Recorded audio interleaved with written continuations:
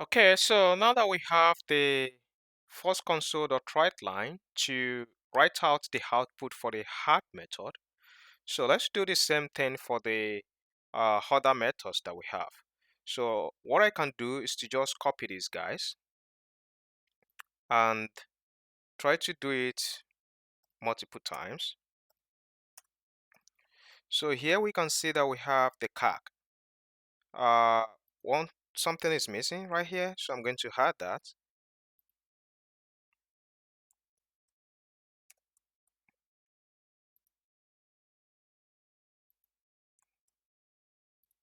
And we can do the same thing right here.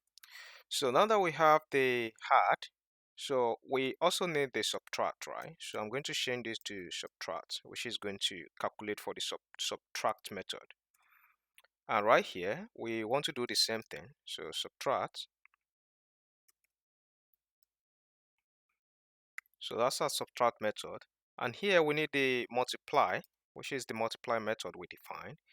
And right here, we need the divide. So this is going to be the divide method. So here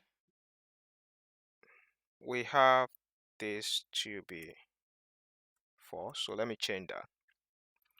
So here you can see we have something coming wrongly. So let me be sure of the spelling that we have there. So multiply, this should be the correct spelling.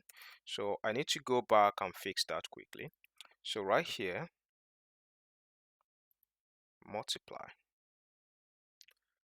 So if I go back here, now that we have all the functions that we need, we can actually run this program and see the results that we are expecting.